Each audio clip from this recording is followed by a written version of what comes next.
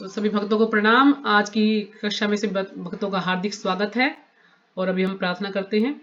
ओम अज्ञानतिमिरान्धस्य ज्ञानाञ्जनशलाकया चक्षुरुन्मीलितं येन तस्मै श्रीगुरुवे नमः। श्रीचैतन्यमनोभीष्टं स्थापितं येन भूतले स्वं रूपदा मह्यं ददाति सपदान्तिकं। वन्देऽहं श्रीगुरो श्रीयुतपदकमलं श्रीगुरून् वैष्णवांश्च श्रीरूपं साग्रजातं सगण रघुनाथं तं सजीवं साद्वैतं सावधूतं परिजनसहितं कृष्णचैतन्यदेवं श्रीराधा कृष्णपादान् सगण ललिता श्रीविशाखान्वितांश्च। हे कृष्णा करुणा सिंधु दीनबंधु जगतपते गोपेश गोपिकाकांत राधाकांत नमस्तुते। तप्त कांचन गौरांगी राधे वृंदावनेश्वरी वृषभानुसुते देवी प्रणमामि हरिप्रिये। वाञ्छाकल्पतरुभ्यश्च कृपा सिन्धुभ एव च पतितानां पावनेभ्यो वैष्णवेभ्यो नमो नमः। जय श्री कृष्ण चैतन्य प्रभु नित्यानंदा श्री अद्वैत गदाधर श्रीवासादि गौर भक्त वृंदा। हरे कृष्णा कृष्णा कृष्णा हरे हरे हरे राम राम राम हरे हरे।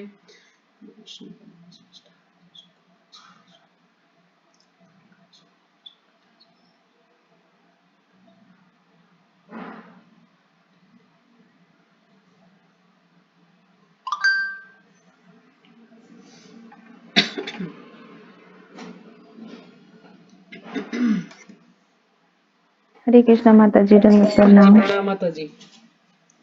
आज माता जी आप सबसे लेट आए हो।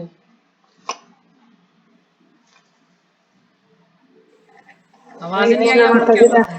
हरे कृष्ण माता जी, दंडवत प्रणाम सभी माताओं को, दंडवत प्रणाम।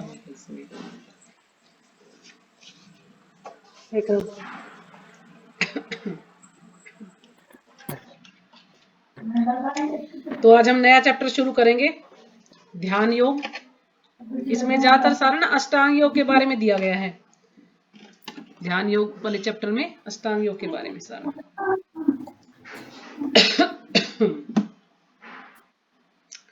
तो अध्याय 6 ध्यान योग। श्री भगवान उवाच अनाश्रितः करम फलम कार्यम कर्म करोति यः स सन्यासी च योगी च न निर्गिन चाक्रिय। तो जो भी माता जी श्लोक का पढ़ना चाहे पढ़ सकती हैं। हरे कृष्ण माता जी। श्री भगवान वाच अनाश्रित करम फलम कार्य करम करोति यः स सन्यासी च योगी च न निर्गृहन् चक्रिया। हरे कृष्ण माता जी, प्रणाम। हरे कृष्णा माता जी, सादर प्रणाम। अनाश्रित करम फलम कार्यम करम करोति यः न सन्यासी च योगी च न निर्गृहन् चाक्रिय। हरे कृष्णा माता जी, सादर प्रणाम। जय कृष्ण।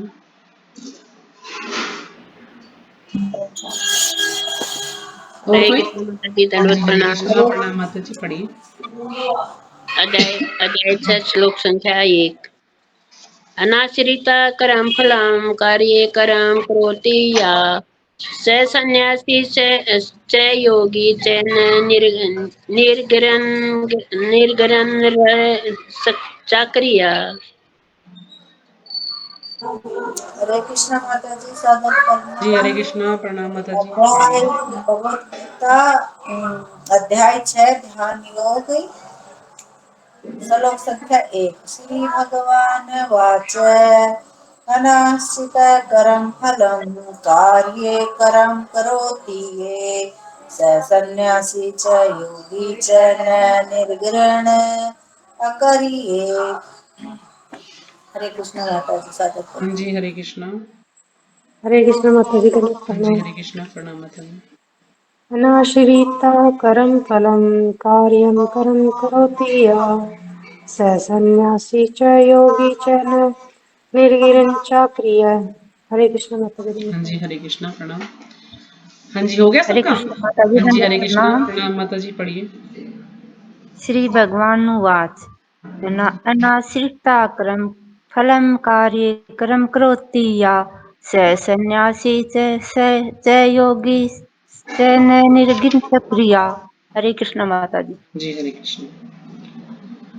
तो आज हम शुरू कर रहे हैं छठा चैप्टर, ध्यान योग। माता जी इसमें क्या सन्यासी और योगियों के लिए बताया गया है पूरा चैप्टर में? हाँ जी, पूरे चैप्टर में मतलब ध्यान योग के बारे में है, इसमें अष्टांग योग के बारे में वर्णन किया गया है सारा।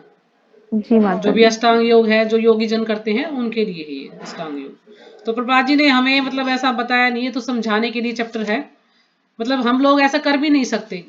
जैसे कल परसों हम पढ़ रहे थे ना, वो जो श्लोक था उसमें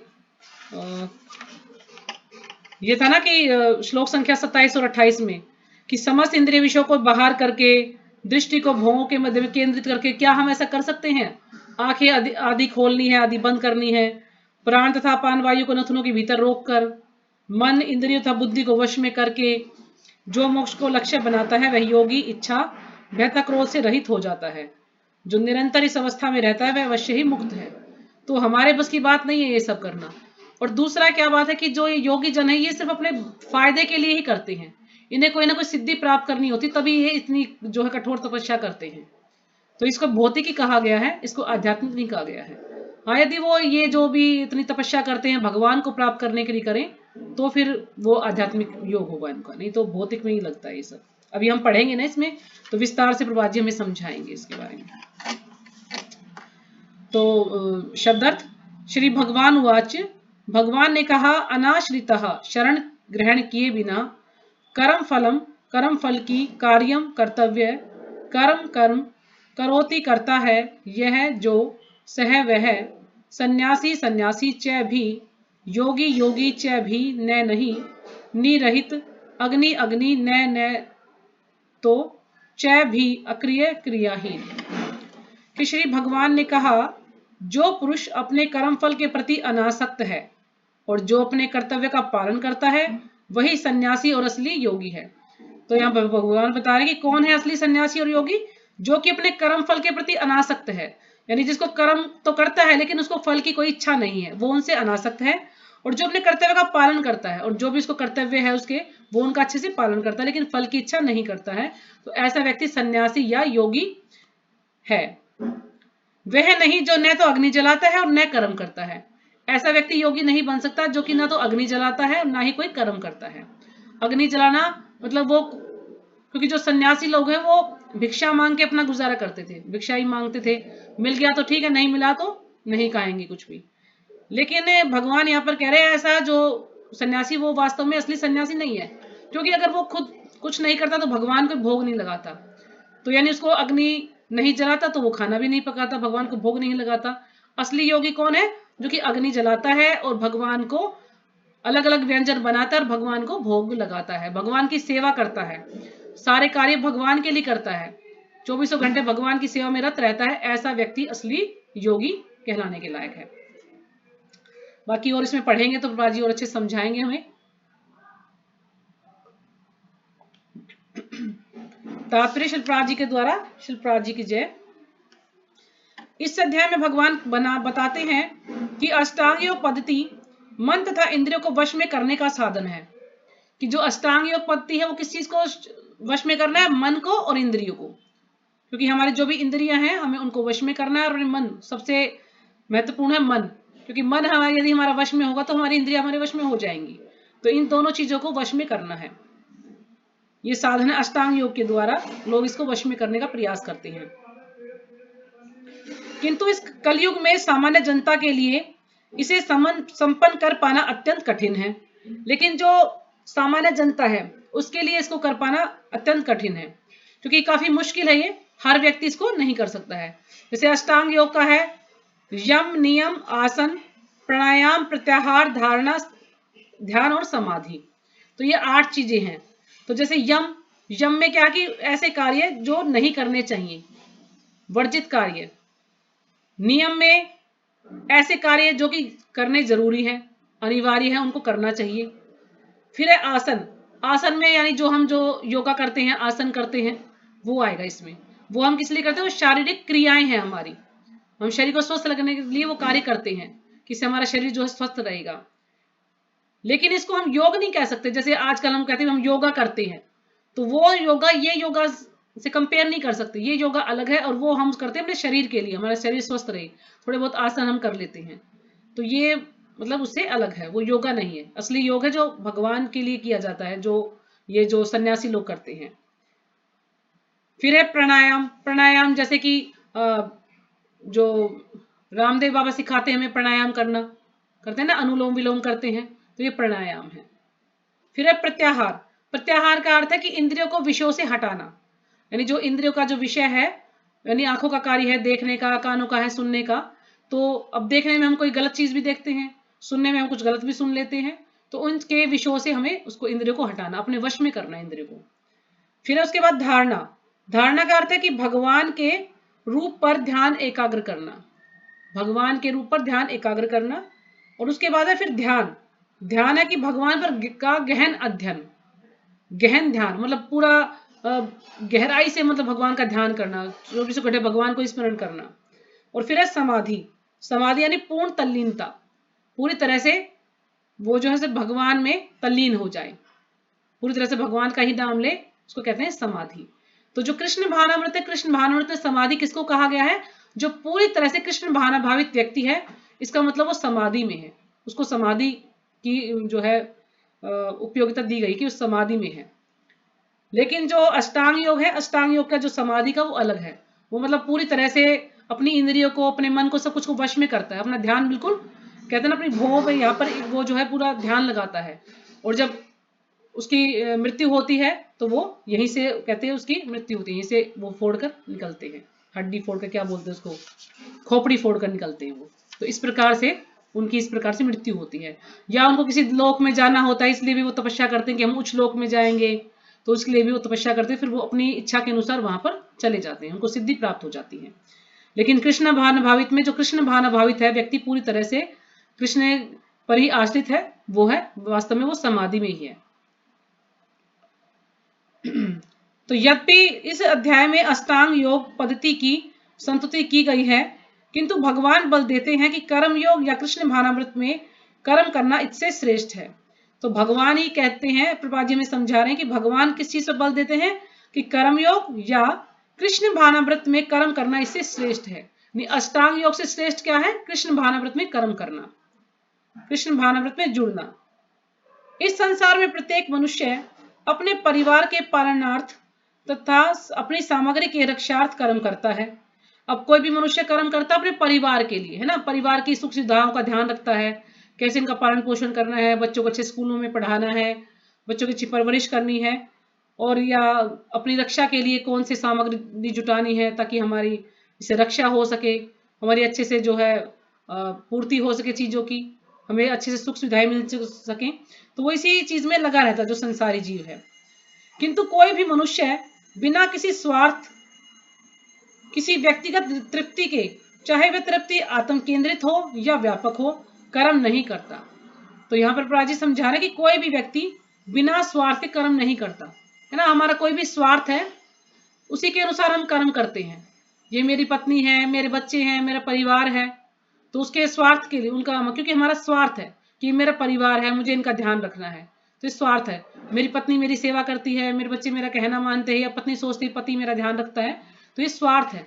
जब भी कहते हैं ना, जब हमारे घर से कोई भी व्यक्ति चला जाता है तो फिर हम उसके स्वार्थ के लिए तो उसको याद करते हैं ना कि काश वो होता तो आज ये कार्य हो जाता, ऐसा सोचते हैं ना कि वो होता तो ये हो जाता। तो कुछ स्वार्थ के अनुसार मतलब उसको हम याद करते हैं। तो हर कर्म, जो भी हम कर्म करते हैं उसमें स्वार्थ ही होता है हमारा। कोई भी हम कर्म करते हैं कि अगर मैं ये कार्य करूंगा तो मुझे इसका ये फल मिल जाएगा, ये मतलब स्वार्थ के अनुसार ही है। कोई भी ऐसा कर्म करना चाहिए जिसमें कोई स्वार्थ ना हो हमारा, और वो कार्य करते हैं भगवान के लिए, उसमें मेरा कोई स्वार्थ ना हो। किसी व्यक्तिगत तृप्ति के, यानी कोई ना कोई हमारी निजी इच्छा होती है, कोई हमारी इच्छा होती है, उसको प्राप्त करने के लिए, उसको पूरा करने के लिए हम कोई ना कोई कर्म करते रहते हैं। चाहे वह तृप्ति आत्म केंद्रित हो या व्यापक हो, चाहे वह हमारी इच्छा हमारे खुद के लिए हो या व्यापक हो, यानी सभी के लिए हो, और भी लोगों के लिए हो, चाहे वो इच्छा हमारी, तो कर्म नहीं करता। तो कोई भी बिना इच्छा के कर्म नहीं करता, बिना स्वार्थ के कर्म नहीं करता। सब कोई ना कोई स्वार्थ होता है सब चीजों में। पूर्णता की कसौटी है कृष्ण भावनामृत में कर्म करना। तो पूर्णता की कसौटी क्या है? कृष्ण भावनामृत में कर्म करना, यानी इसमें हमारा कोई स्वार्थ नहीं होगा। हम भगवान के लिए कोई कर्म करेंगे तो कर्म के फलों का भोग करने के उद्देश्य से नहीं कि हमें जो कर्म कर रहे हैं उसका फल हमें मिले, नहीं नहीं, कर्म के फल का भोग करने के उद्देश्य से नहीं करना, हमें सिर्फ कृष्ण भावनामृत में कर्म करना है, भगवान के लिए ही कर्म करना है। कृष्ण भावनामृत में कर्म करना प्रत्येक व्यक्ति का कर्तव्य है, क्योंकि सभी लोग परमेश्वर के अंश हैं। तो कृष्ण भावनामृत में कर्म करना सभी का कर्तव्य है, सभी को कृष्ण भावनामृत में कर्म करना, भगवान के लिए कर्म करना है। क्योंकि जो ये शरीर है ये हमें भगवान ने दिया है। अगर भगवान की वस्तु हमने भगवान के सेवा में ना लगाई तो इससे हम कहते हैं कि चोर कहलाते हैं। कि यानी हम अपने इंद्रिय तृप्ति के लिए, भगवान ने हमें कोई सुख सुविधा दी है, हमें अच्छे साधन दिए हैं, अच्छा घर दिया है, अच्छा परिवार दिया है ना, अगर हम उनका प्रयोग भगवान की सेवा में ना करके अपनी तुष्टि के लिए करते हैं तो हमें चोर कहा जाता है। यानी देवताओं से जो भी कुछ हमें प्राप्त होता है, भगवान से कुछ भी प्राप्त होता है, तो उसे हमें भगवान की सेवा में लगाना चाहिए। शरीर के अंग पूरे शरीर के लिए कार्य करते हैं। अब जैसे यहाँ पर प्रभु शरीर का उदाहरण दे रहे कि जो शरीर के अंग हैं वो शरीर के लिए कार्य करते हैं, है ना। सभी का जो कार्य है, हाथ मान लीजिए कोई सब्जी काटते हैं या सब्जी बनाते हैं, पैर चलकर सब्जी लेकर आते हैं, आंखें उसको देखती हैं कौन सी सब्जी लेनी है। तो इस प्रकार से सारा जो पूरी इंद्रियां हैं सब पेट को भरने के लिए लगाते हैं ना। पेट को भरना है, अगर पेट भर जाएगा तो पूरा शरीर हष्टपुष्ट हो जाएगा। यदि हम पेट को नहीं भरेंगे तो फिर हम कमजोर हो जाएंगे। हाथ कहे कि उसको अलग से भोजन दो, पैर कहे उसको अलग से भोजन दो, आंखों को अलग से दो, कान को अलग से दो, तो ये विधि सही नहीं है। ऐसे कोई भी स्वस्थ नहीं हो सकता। तो हमें पेट को भरना है। तो इसलिए यहाँ पर कहेंगे कि पूरे जितने भी अंग हैं शरीर के, वो पूरे शरीर के लिए कार्य करते हैं। सभी मिलकर पेट के लिए कार्य होता है कि पेट भर जाए। और जब पेट भर जाएगा, कहते हैं जब जड़ में पानी दे दिया तो पूरा पेड़ हरा भरा हो जाता है, तो हमारा पूरा शरीर स्वस्थ रहता है। शरीर के अंग अपनी तुष्टि के लिए नहीं अपितु पूरे शरीर की तुष्टि के लिए कार्य करते हैं।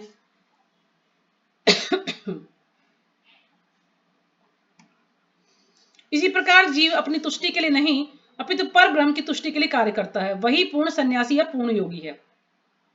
तो किस व्यक्ति को पूर्ण योगी कहेंगे? जो कि अपनी तुष्टि के लिए ना बल्कि भगवान की तुष्टि के लिए सारे कार्य करता है, तो उसको हम पूर्ण योगी या पूर्ण सन्यासी उसको हम कह सकते हैं। कभी कभी सन्यासी सोचते हैं कि उन्हें सारे कार्यों से मुक्ति मिल गई, अतः वे अग्निहोत्र यज्ञ करना बंद कर देते हैं। अब कभी कभी जो सन्यासी वो क्या सोचते हैं कि उन्हें मुक्ति मिल गई है, सभी कार्य से उन्हें छुट्टी मिल गई है, तो अब अग्निहोत्र यानी जो यज्ञ है वो करना बंद कर देते हैं कि हमें इसके करने की कोई आवश्यकता नहीं है। लेकिन वस्तुतः वे स्वार्थी हैं। वस्तुतः वे वास्तव में क्या है? वो स्वार्थी हैं, क्योंकि वो अपने स्वार्थ पूरा हुआ और उन्होंने यज्ञ करना छोड़ दिया, क्योंकि उनका लक्ष्य निराकार ब्रह्म से तादात्म्य स्थापित करना होता है। क्यों किस लिए यज्ञ कर रहे थे वो? कि भगवान के साथ हम एकाकार हो जाएंगे, भगवान में ही हम मिल जाएंगे, इसलिए वो यज्ञ करते हैं। क्योंकि उनमें उसका स्वार्थ है भगवान के लिए कि हमें अग्नि में मिलना है, भगवान के तेज में मिलना है, ब्रह्म तेज में मिलना है, तो इसलिए वो यज्ञ करते हैं। तो इसलिए प्रभुपाद जी ने यहाँ पे इस इच्छा को भी भौतिक कहा है कि ऐसी इच्छा भौतिक इच्छा से तो श्रेष्ठ है। अब जैसे जो भौतिक इच्छा है कि मेरा घर बन जाए, मेरे बच्चों का सही पालन पोषण हो, या मेरी नौकरी लग जाए, तो ये है भौतिक इच्छा। लेकिन जो ये इच्छा है सन्यासियों की कि हम ब्रह्म तेज में मिल जाएं, भगवान से एकाकार हो जाएं, तो जो ये इच्छा ये भी भौतिक है।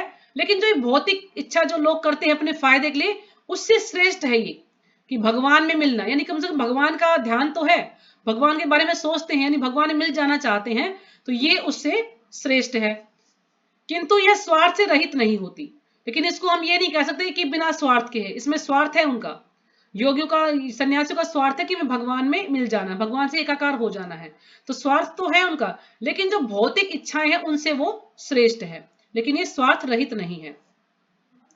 इसी प्रकार जो योगी समस्त कर्म बंद करके अर्ध निमीलित नेत्रों से योगाभ्यास करता है, वह भी आत्म तुष्टि की इच्छा से पूरित होता है। अब जो योगी क्या करता है, कर्म बंद करके वो सोचता है कि बस मैं ध्यान में बैठ गया है, कोई कर्म नहीं करता, और अर्ध निमीलित यानी आंखों को आधा खोल के वो जो है ध्यान में बैठ जाता है और नेत्रों से योगाभ्यास करता है। तो वह भी क्या करता है, आत्म तुष्टि की इच्छा से, यानी उसकी कोई ना कोई इच्छा है अपनी कुछ इंद्रियों को तृप्त करने के लिए वो जो है ये कार्य करता है। क्योंकि वो इतने वर्षों तक कोई भी करता है तो कुछ ना कुछ उसकी इच्छा होती है कि या तो उसको कोई सिद्धि प्राप्त हो जाए, या जैसे कि ये सन्यासियों की या मायावादियों की जो इच्छा होती है कि हम ब्रह्म तेज में मिल जाएं, तो इसलिए इनकी कोई ना कोई इच्छा होती है। किंतु जो कृष्ण भावनाभावित व्यक्ति है बिना किसी स्वार्थ के पूर्ण ब्रह्म की तुष्टि के लिए कर्म करता है। लेकिन जो कृष्ण भावनाभावित व्यक्ति है, यानी जो कि भक्त है, वो किसके लिए कार्य करता है? सिर्फ भगवान की तुष्टि के लिए कार्य करता है, अपनी तुष्टि के लिए कोई कार्य नहीं करता, वो बिना स्वार्थ के कार्य करता है। कृष्ण भावनाभावित व्यक्ति को कभी भी आत्म तुष्टि की इच्छा नहीं रहती।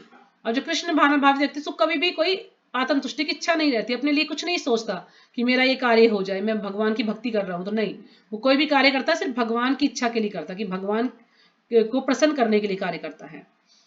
उसका एकमात्र लक्ष्य कृष्ण को प्रसन्न करना रहता है, अतः वह पूर्ण सन्यासी या पूर्ण योगी होता है।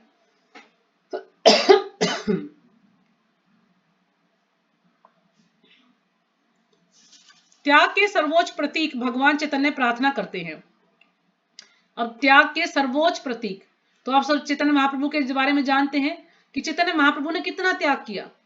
24 वर्ष की आयु में उन्होंने वैराग्य ले लिया, है ना, संन्यास ले लिया, और अपनी पत्नी को, अपनी माँ को छोड़ करके वो चले गए। किस लिए? ताकि सबका उद्धार हो जाए, सभी लोगों को भक्त बनाया जा सके। क्योंकि नवद्वीप में उस समय बहुत ज्यादा आतंक फैला हुआ था, लोग आपस में लड़ झगड़ रहे थे, मांस खा रहे थे, मदिरा पी रहे थे, पूरा बिल्कुल सब कुछ तहस नहस कर रखा था उन्होंने। तो तब अद्वैत आचार्य ने चैतन्य महाप्रभु से प्रार्थना की और उनको पृथ्वी पर आने के लिए बोला। तब चैतन्य महाप्रभु ने जो है भगवान ने चैतन्य महाप्रभु के रूप में अवतार लिया, और फिर वो आए।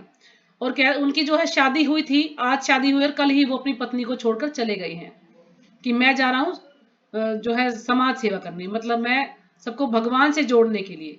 अब क्योंकि उन्होंने पहले देखा, तो लोग, उन्होंने देखा चैतन्य महाप्रभु ने कि जो लोग हैं वो साधुओं का आदर करते हैं, सन्यासियों का आदर करते हैं, तो इसलिए उन्होंने सोचा कि मैं सन्यासी बन जाता हूँ, ताकि जो ये लोग हैं मेरे प्रति कोई अपराध ना करें। क्योंकि वैसे तो उनको भगवान नहीं समझ रहे थे, अपराध कर, लेकिन वो सन्यासी बन गए।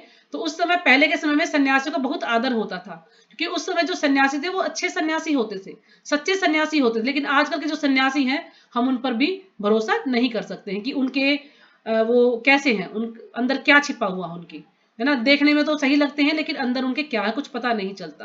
तो हम सभी पर भरोसा नहीं कर सकते। लेकिन पहले के समय में ऐसा था कि लोग सन्यासी पर विश्वास करते थे, उनकी बड़ी कदर करते थे, सम्मान करते थे। तो इसलिए चैतन्य महाप्रभु ने सन्यासी बनना स्वीकार किया और सन्यास ले लिया।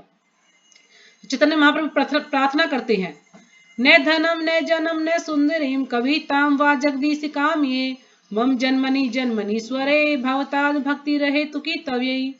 हे सर्वशक्तिमान प्रभु, मुझे न तो धन संग्रह की कामना है, कि ना तो मुझे कोई धन संपत्ति चाहिए, ना मैं सुंदर स्त्रियों के साथ रमण करने का अभिलाषी हूँ, ना ही मुझे कोई सुंदर स्त्री चाहिए कि मैं उसके साथ रहना चाहता हूँ, न ही मुझे अनुयायियों की कामना है, ना ही मुझे कोई बहुत सारे अनुयायी चाहिए, कोई फॉलोवर चाहिए कि जो मेरे साथ रहें। मैं तो जन्म जन्मांतर आपकी प्रेम भक्ति की अहेतु की कृपा का ही अभिलाषी हूँ। मैं तो हमेशा जन्म जन्मांतर हर जन्म में आपकी जो प्रेमा भक्ति है, जो आपकी अहेतु की कृपा है, उसी का अभिलाषी हूँ। मैं चाहता हूँ कि हर जन्म में आपकी जो एक कृपा है मुझे प्राप्त हो, आपकी सेवा करने का मुझे सौभाग्य प्राप्त हो। बाकी मेरी और कुछ भी अभिलाषा नहीं है। तो इस प्रकार से ये श्लोक यहाँ पर पूरा हुआ। तो दूसरा श्लोक शुरू करते हैं। यम संन्यासमिति प्राहुर्योगम तम विद्धि पांडवाः न हि संन्यास्यस्ते संकल्पो योगी भवति कश्चन। तो जो भी माता जी श्लोक का पढ़ना चाहे पढ़ सकते हैं। हरे कृष्णा माता जी, दंडवत प्रणाम। हरे कृष्णा, प्रणाम। श्लोक संख्या 2। यम संन्यासमिति प्राहुर्योगम तय विधि पांडवा न हि संन्यासस्त संकल्पो योगी भवति कश्चन। हरे कृष्णा माता जी, दंडवत हाँ जी, प्रणाम। हरे कृष्णा। और कोई पढ़ना हरे चाहेगा? कृष्ण माता, हाँ जी, हरे हरे कृष्णा, कृष्ण माता जी। प्रणाम। यम संन्यासमिति प्राहुर्योगम तम विद्धि पांडव न हासन्यस संकल्पो योगी भवति कश्चन। हरे कृष्ण माता जी। हाँ जी, हरे कृष्णा, हरे कृष्ण माता हरे जी। कृष्ण माता जी प्रणाम।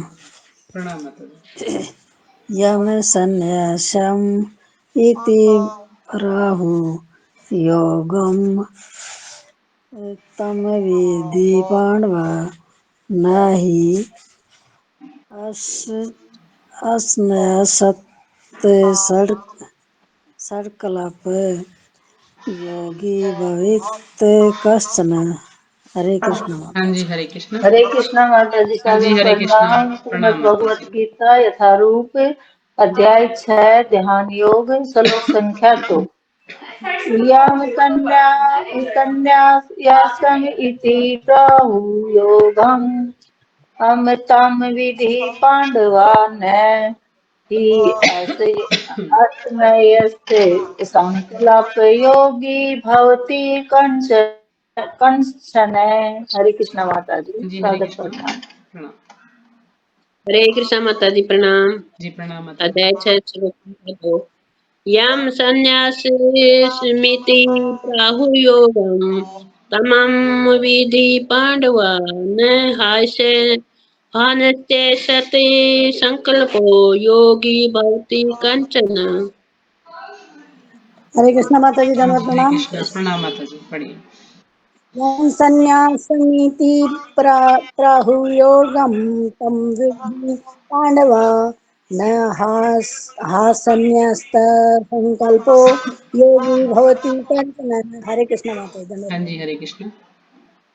और कोई? हरे कृष्णा माता हाँ जी। जी, हरे कृष्ण। प्रणाम, पढ़िए। ये संन्यासमिति प्राहुर्योगं तं बुद्धि पांडवा न हर्षस्त संकल्पो योगी भवति कश्चन। हरे कृष्णा हाँ माता जी, जी, हरे सादर कृष्ण। प्रणाम। प्रणाम। और कोई? करें शुरू।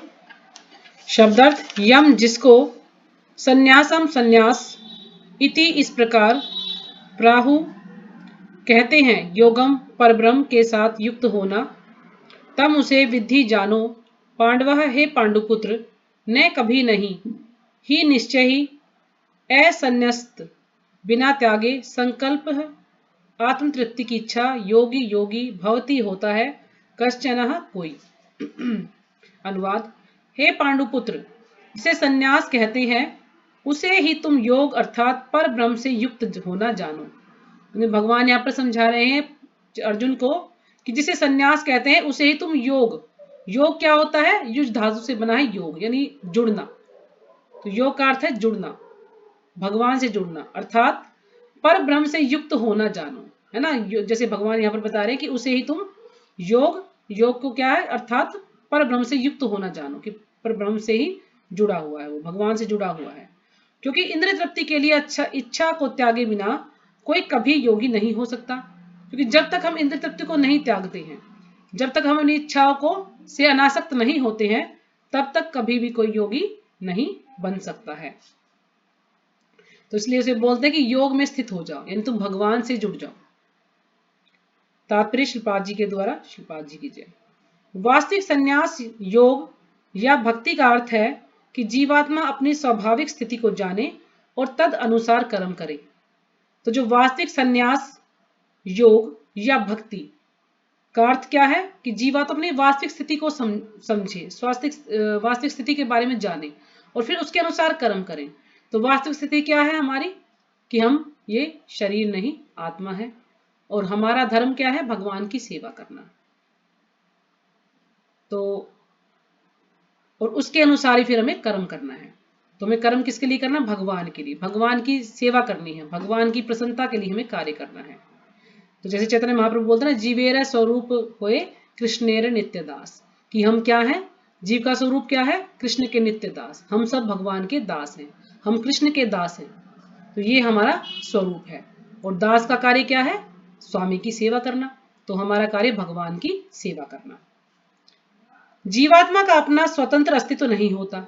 अब जो जीवात्मा है उसका अपना कोई स्वतंत्र अस्तित्व नहीं है कि वो स्वतंत्र है, नहीं। वह परमेश्वर की तटस्थता शक्ति है।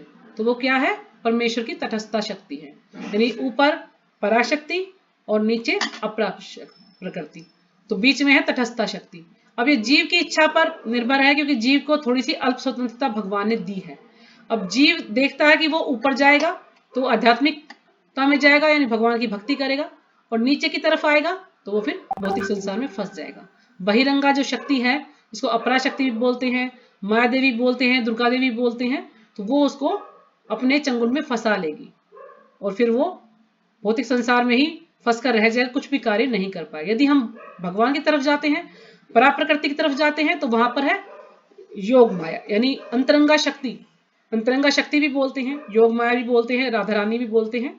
तो उस तरफ यदि हम जाते हैं तो फिर हम भगवान की भक्ति में जुड़ते हैं। जो योग माया है वो हमें भ्रमित करती है, लेकिन वो ऐसा नहीं, वो भगवान के बारे में हमें भ्रमित करती है। और फिर हम धीरे धीरे जो है भगवान की भक्ति से जुड़ते हैं तो हम फिर अपना उद्धार कर सकते हैं। तो इसलिए जीव का कहना कि अपना कोई स्वतंत्र अस्तित्व नहीं है, हम भगवान की तटस्था शक्ति में आते हैं, यानी हम तट पे हैं। अब वो तट पे देखना कि हम इस तरफ जाएंगे या इस तरफ जाएंगे। अगर भगवान की तरफ जाएंगे तो भगवान के भक्त बनेंगे, भगवान की सेवा करेंगे, और अपराध प्रकृति तरफ जाएंगे तो फिर हम भगवान वो उनके बहिरंगा शक्ति के चंगुल में फंस जाएंगे। तो जब वह माया के वशीभूत होता है तो वह बद्ध हो जाता है। तो बता रहे ना प्रभुपाद जी यहाँ पर कि जब माया के वशीभूत होता है, माया के वश में हो जाता है तो वह फिर बद्ध हो जाता है, यानी बंध जाता है वो, अगर माया का प्रभाव है तो। किंतु जब वह कृष्ण भावनाभावित रहता है, अर्थात आध्यात्मिक शक्ति में सजग रहता है, तो वह अपनी सहज स्थिति में होता है। लेकिन जब कृष्ण भावनाभावित रहता है, भगवान से जुड़ता है, तो आध्यात्मिक शक्ति में सजग रहता है, यानी सचेत रहता है आध्यात्मिक शक्ति में वो, और वह अपनी सहज स्थिति में होता है। और जो उसकी जो वास्तविक जो स्थिति है उसकी, वो वास्तविक स्थिति क्या है, वो भगवान का नित्य दास है, वो आत्मा है। तो वो उस स्थिति में फिर वो होता है जब वो भगवान की भक्ति में लग जाता है, तो उसको अपने वास्तविक स्वरूप का ज्ञान होता है। इस प्रकार जब मनुष्य पूर्ण ज्ञान में होता है तो वह समस्त इंद्रिय तृप्ति को त्याग देता है ना। जब मनुष्य पूर्ण ज्ञान में होता है, जिसको पूरा ज्ञान मिल जाता है, तो वो जो समस्त इंद्रिय तृप्ति है, जो भी उसकी इच्छाएं हैं, इंद्रियों को जो तुष्ट करता है, वो उन सारी इच्छाओं को त्याग देता है जब भगवान से जुड़ जाता है तो। अर्थात समस्त इंद्रिय तृप्ति के कार्यकलापों का परित्याग कर देता है। तो जितने भी जो इंद्रिय के कार्यकलाप हैं उन सबका वो परित्याग कर देता है यानी जो इंद्रियां हैं उनके विषयों से हटा देता है। क्योंकि भगवान की भक्ति में जुड़ जाने के बाद ही हमारी इंद्रियां हमारे वश में होती हैं नहीं तो इंद्रियों को वश में करना बहुत मुश्किल है जब तक हम भगवान की भक्ति से नहीं जुड़ते हैं। इसका अभ्यास योगी करते हैं जो इंद्रियों को भौतिक आसक्ति से रोकते हैं। अब इंद्रिय तृप्ति के कार्यकलापों का परित्याग कर देता है, तो यहाँ पर उदाहरण दे रहे कि जो योगी हैं वो ऐसा करते हैं कि जो इंद्रियों को भौतिक आसक्ति से रोकते हैं। किंतु कृष्ण भावनाभावी व्यक्ति को तो ऐसे किसी भी वस्तु में अपनी इंद्रिय लगाने का अवसर ही नहीं मिलता जो कृष्ण के निमित्त ना हो। तब योगी है, योगी जबरदस्ती अपनी इंद्रियों को दमित करते हैं, दमन करते हैं उन इंद्रियों का, और फिर क्या होता है कि वो फिर से उभर कर आती हैं। जैसे कि हमने कल भी उदाहरण दिया था शोभरी मुनि का और विश्वामित्र का।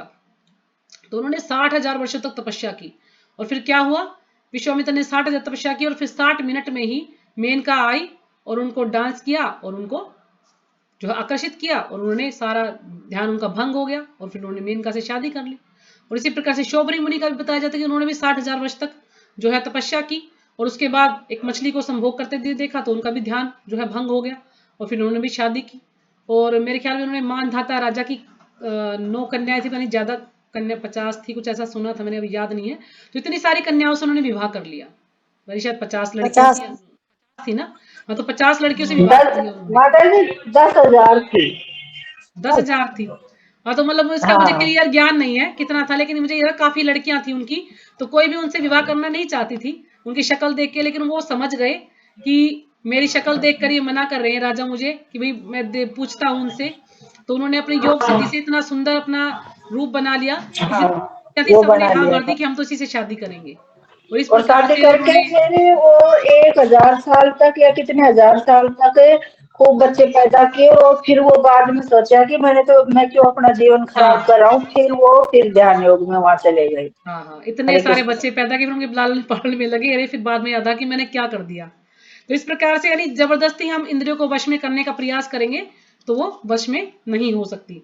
लेकिन जो कृष्ण भक्त है, जो कृष्ण भावनाभावित व्यक्ति है, उसको तो ऐसी किसी वस्तु में अपनी इंद्रिय लगाने का अवसर ही नहीं मिलता है ना। वो अपनी इंद्रियों को किसी ऐसी वस्तु में लगाता ही नहीं है जो कृष्ण के निमित्त ना हो, यानी जो कृष्ण के लिए ना हो, है ना। हम सुबह स्नान करते हैं तो इसलिए करते हैं कि हमें भगवान की पूजा करनी है, जल्दी से स्नान करते हैं, भगवान के लिए भोग बनाना है, भगवान को भोग लगाना है, भगवान के मंदिर की सफाई करनी है ना। कितने सारे काम है, भगवान को स्नान कराना है, तो हम तो सारे काम भगवान के लिए ही करने में लगे हैं। क्योंकि प्रपात जी ने हमें जो सुबह का ये जो कार्यक्रम है, ये बहुत ही बेस्ट प्रोग्राम है जो हमें दिया है। इस कारण से हम जल्दी भी उठते हैं और सुबह सुबह हम भगवान का नाम लेते हैं। कहते हैं ना, जब सुबह सुबह भगवान का नाम लेते हैं तो हमारा दिन पूरा अच्छा गुजरता है। सुबह सुबह भगवान का जप करते हैं, भगवान के नामों का जप करते हैं तो कितना अच्छा दिन गुजरता है। लेकिन जब हमारा जप नहीं होता तो फिर हम कितने व्याकुल हो जाते हैं कि आज मेरा जप नहीं हुआ, और शाम तक भी हम लगे रहते हैं, हमारा जप नहीं होता। लेकिन हमें क्या, हम जप करते हैं तो हम जप किसके लिए कर रहे हैं? हम भगवान को आनंद देने के लिए जप कर रहे हैं। कभी भी हमें ये नहीं सोचना चाहिए कि आज मेरा जप अच्छा नहीं हुआ, आज मुझे कुछ आनंद नहीं आया। नहीं नहीं, हमें आनंद देना भगवान को। हम भगवान को आनंद देने के लिए जप करते हैं, अपने आनंद के लिए जप नहीं करते हैं। तो जो कृष्ण भावनाभावित भक्त होता है वो सारे कार्य भगवान के लिए ही करता है, उसमें अपना उसका कोई भी स्वार्थ नहीं होता है। फलतः कृष्ण भावनाभावित व्यक्ति सन्यासी तथा योगी साथ साथ होता है। तो यहाँ प्रभुपाद जी समझा कि जो कृष्ण भावनाभावित व्यक्ति है वो सन्यासी भी है और योगी भी है, दोनों साथ साथ होता है। ज्ञान तथा इंद्रिय निग्रह योग के ये दोनों प्रयोजन कृष्ण भावनामृत द्वारा स्वतः पूरे हो जाते हैं। अब ज्ञान तथा इंद्रिय निग्रह यानी हमें ज्ञान भी प्राप्त करना है और इंद्रिय निग्रह यानी अपनी इंद्रियों को संयम में रखना है, उन पे कंट्रोल में रखना है। तो ये दोनों प्रयोजन यानी दोनों उद्देश्य हमारे कृष्ण भावनामृत से अपने आप ही पूरे हो जाते हैं, स्वतः ही पूरे हो जाते हैं। यदि मनुष्य स्वार्थ का त्याग नहीं कर पाता तो ज्ञान तथा योग व्यर्थ रहते हैं। अब मनुष्य स्वार्थ को नहीं त्याग पाता है ना, कोई भी कार्य करता स्वार्थ के वशीभूत करता कि नहीं इससे मुझे ये लाभ हो जाए, तो जब तक उसको त्याग नहीं पाता तो ज्ञान तथा योग दोनों ही व्यर्थ रहते हैं उसके। जीवात्मा का मुख्य ध्येय तो समस्त प्रकार की आत्म तृप्ति को त्याग कर परमेश्वर की तुष्टि करने के लिए तैयार रहना है। जीवात्मा का मुख्य ध्येय क्या है, मुख्य उद्देश्य क्या है या लक्ष्य क्या है जीवात्मा का? कि समस्त प्रकार की आत्म तृप्ति यानी जो भी वो अपनी इच्छा के लिए जो भी कार्य करता है, अपनी आपको तुष्ट करने के लिए जो भी वो कार्य करता है उसको त्याग दे और परमेश्वर की तुष्टि के लिए तैयार रहे और हमेशा परमेश्वर को, भगवान को प्रसन्न करने के लिए तैयार रहे। कोई भी कार्य करे तो भगवान की तुष्टि के लिए करे, अपनी इंद्रियों को तुष्ट करने के लिए नहीं करे। कृष्ण भावनाभावित व्यक्ति में किसी प्रकार की आत्म तृप्ति की इच्छा नहीं रहती। अब जो कृष्ण भावनाभावित व्यक्ति बन जाता है, जो भगवान का बिल्कुल शुद्ध भक्त बन जाता है, उसकी कोई भी इच्छा नहीं रहती है। अब जैसे हम लोग हैं, हम तो भी भक्त बनने का प्रयास कर रहे हैं, तो हमारी तो बहुत सारी इच्छाएं हैं तो हम चाहते हैं कि हमारी ये इच्छा पूरी हो जाए, वो इच्छा। लेकिन जो भगवान का जो शुद्ध भक्त है बिल्कुल तो उसकी कोई भी इच्छा नहीं रहती। वो कोई भी कार्य करता है तो भगवान की इच्छा के लिए ही कार्य करता है, भगवान को प्रसन्न करने के लिए कार्य करता है। वह सदैव परमेश्वर की प्रसन्नता में लगा रहता है। अतः जिसे परमेश्वर के विषय में कुछ भी पता नहीं होता वही स्वार्थ पूर्ति में लगा रहता है ना। जिसको परमेश्वर का ज्ञान नहीं होता है वो सिर्फ स्वार्थ पूर्ति के लिए ही कार्य करता है। लेकिन धीरे धीरे जब भगवान की भक्ति में जुड़ा रहता है तो धीरे धीरे वो स्वार्थ से रहित हो जाता है, यानी उसकी कोई भी लाभ की इच्छा नहीं थी, कोई भी उसको कर्म कर रहा है उसकी कोई फल की इच्छा नहीं होती। वो फिर कोई भी कार्य करता भगवान की इच्छा के लिए करता है, अपना कोई भी फायदा उसमें नहीं देखता है। क्योंकि कोई कभी निष्क्रिय नहीं रह सकता, कोई भी व्यक्ति कर्म किए बगैर नहीं रह सकता। हम सोचे कि ना हम कर्म नहीं करेंगे, एक कोनों में जाके बैठ जाने, नहीं, सबको कर्म करने पड़ते हैं, कोई भी बिना कर्म किए नहीं रह सकता। तो कृष्ण भावनामृत का अभ्यास करने से सारे कार्य सुचारू रूप से संपन्न हो जाते हैं।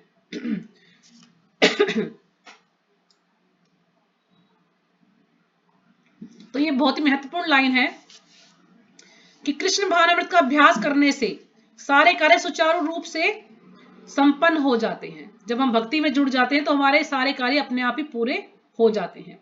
तो ये जो श्लोक था, ये श्लोक है 9वें अध्याय का 22वां श्लोक है।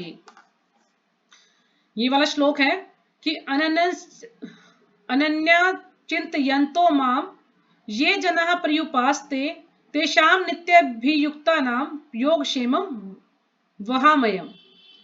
यानी किंतु जो लोग अनन्य भाव से मेरे दिव्य स्वरूप का ध्यान करते हुए निरंतर मेरी पूजा करते हैं, उनकी जो आवश्यकताएं होती हैं उन्हें मैं पूरा करता हूं। तो यहाँ भगवान आश्वासन दे रहे हैं, भगवान कह रहे हैं कि जो मेरी अनन्य भक्ति में लगा हुआ है और जो मेरा ही ध्यान करता है, निरंतर मेरी ही पूजा करता है, उनकी जो भी आवश्यकताएं होती है मैं अवश्य पूरी करता हूं और मैं उन्हें पूरा करता हूं, और जो उनके पास है उसकी मैं रक्षा करता हूं। तो भगवान कहते हैं कि उनके भक्त के पास जो भी कुछ है उसकी वो रक्षा करते हैं, और जो भी उसे जरूरत है, किस चीज की आवश्यकता है, तो भगवान उसके आप ही हमेशा बिना मांगे ही उसको पूरा कर देते हैं। तो ये जो श्लोक है ये अर्जुन आचार्य नाम के एक भक्त थे भगवान के, तो वो इस चीज को उन्होंने जैसे भगवत गीता पढ़ रहे थे तो पढ़ते पढ़ते ये श्लोक आ गया, तो उन्होंने कहा नहीं मैं इस चीज को नहीं मानता, कि भगवान ऐसे कैसे भाई सबकी इच्छा पूरी करते हैं, भगवान तो ऐसा नहीं कर सकते हैं। मतलब उसने ये सोचा कि हो सकता है मैंने गलत पढ़ लिया हो। तो उसने क्या किया कि उस श्लोक पर एक रेड पेन से एक लाइन खींच दी, और लाइन खींचकर वो स्नान करने चले गए। अपनी पत्नी से बोला कि ठीक है तुम प्रसाद की तैयारी करो, भोजन बनाओ, और मैं अभी स्नान करके आता हूँ। तो वो स्नान करने चले गए। तो जब स्नान करने चले गए तो कहते 2 छोटे छोटे बच्चे आए और पूरा गाड़ी भर के वो बहुत सारा सामान लेकर आए, जैसे अन्न, चावल, दाल, सब्जी, तेल, सब कुछ जो किचन में चाहिए सारा प्रसाद बनाने के लिए। तो सब कुछ लगे कि जो अर्जुन आचार्य हैं उनकी स्थिति ज्यादा अच्छी नहीं थी, उनके पास इतना नहीं था कि वो इतना सब कुछ बना पाए। तो इसलिए वो कहते नहीं मैं इस चीज को नहीं मानता। तो इन्होंने रेड लाइन खींच दी और चले गए। तो अब भगवान तो भावग्राही जनार्दन भगवान को कहा गया, भगवान भाव के भूखे हैं। तो भगवान ने अपने भक्ति इच्छा पूरी की और भगवान इतना सारा सामान लेकर आए और उनकी पत्नी से कहा कि ये आपके पति ने भिजवाया है। तो उन्होंने कहा मेरे पति ने कहां से भिजवा दिया, वो तो भी स्नान करने गए थे। कह रहे नहीं नहीं आप जो है इसको रख लो, उन्होंने भिजवाया है। तो उन्होंने कहा ठीक है भाई चलो, उन्होंने सारा सामान रख लिया। तो उन्होंने जो एक काले रंग का बच्चा था और एक गोरे रंग का बच्चा था, एक कृष्ण थे और एक बलराम थे। तो जो काले रंग का बच्चा था तो उसकी पीठ पर उन्होंने देखा कि लाल निशान, कि काफी मतलब चोट के निशान थे। तो उन्होंने पूछा कि ये तुम्हें क्या हुआ बेटा। तो उन्होंने कहा कि ये जो आपके पति है ना, आप उनसे पूछना, उन्होंने जो है मुझे छड़ी से मारा है। तो वो कहने नहीं नहीं मेरे पति तो इतने क्रूर नहीं हो सकते, वो तो ऐसा नहीं कर सकते। नहीं नहीं उन्होंने ही मुझे मारा है, आप पूछना। तो उन्होंने फिर उनको कहा कि ठीक है आप जो है भोजन करके जाइएगा। तो उन्होंने भोजन बनाया और प्रसाद लेकर वो चले गए। तो अर्जुन आचार्य आते हैं और तो देखते ही इतना सारा सामान कहाँ से आ गया। तो फिर उनकी पत्नी बताती कि आपने तो भिजवाया है। वो कहते नहीं मैंने तो नहीं भिजवाया। कह रहे नहीं नहीं आप ही ने भिजवाया है, 2 बच्चे आए थे, गोरे रंग का और एक काले रंग का, उन्होंने कहा कि आपने भिजवाया है। और आप इतने क्रूर कब से बन गए हैं कि आपने एक छोटे से बच्चे को छड़ी से मारा। तो उनके समझ में आ गया। अर्जुन आचार्य फटाफट से गए, उन्होंने बुक देखी तो जो रेड लाइन उन्होंने खींची थी वो वहां पे से बिल्कुल साफ थी।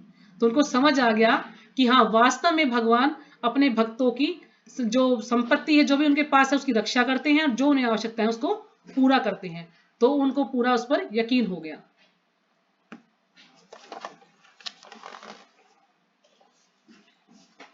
तो इस प्रकार से हम इस कथा से यही समझ सकते हैं कि हमारी जो भी इच्छा होती है भगवान उसको अवश्य पूरा करते हैं। यदि हम उनसे इच्छा ना भी करें, हम ये भी ना कहें कि मुझे इसका फल चाहिए, लेकिन भगवान देखते हैं कि कौन भक्त किस भाव से भगवान की सेवा कर रहा है, तो भगवान उसके अपने आप ही उसकी सारी इच्छाएं पूरी करते हैं। जैसे सच्चिपति प्रभु भी कई बार बोलते हैं कि जो करेगा मंगला वो नहीं रहेगा कंगला। कि जो भी भगवान की मंगल आरती करता है सुबह उठ के, सारे कार्य भगवान के लिए करता है, तो भगवान उसको कभी किसी प्रकार की कोई कमी नहीं होने देते हैं। तो हमें इस पर दृढ़ विश्वास होना चाहिए कि भगवान जो भी करते हैं अच्छा ही करते हैं। तो ठीक है, यहीं पे विराम करते हैं। यदि किसी को कुछ पूछना है तो पूछ सकते हैं, क्योंकि अब अगला श्लोक अगर आप कहें तो हम ले सकते हैं, नहीं तो अगला श्लोक हो नहीं पाएगा क्योंकि 9-10 हो गए हैं। हरे कृष्णा माता जी, यहीं पे विराम करें या अगला श्लोक लें? कोई भी नहीं बोल रहा है। विराम करो माता जी। विराम करें, हरे क्योंकि हो कृष्ण नहीं माता पाएगा। जी, हाँ जी, दंडवत प्रणाम। हाँ जी, विराम प्रणाम कर माता लीजिए जी। माता जी। ठीक है हरे माता जी। कृष्णा हरे माता कृष्ण जी, माता सभी जी, हरे कृष्णा वांछा प्रणाम सभी को। कल्पतरुभ्यश्च कृपा सिन्धुभ्यः च पतितानां पावनेभ्यो वैष्णवेभ्यो सभी का नमो बहुत बहुत नमः। धन्यवाद। हरे कृष्ण हरे माता कृष्ण। जी। हाँ जी, हरे कृष्णा। हरे कृष्णा माता जी, दंडवत प्रणाम। प्रणाम माता जी। हाँ बोलो हरे कृष्णा माता जी, दंडवत प्रणाम माता हरे जी। कृष्णा। हाँ जी, हरे कृष्णा।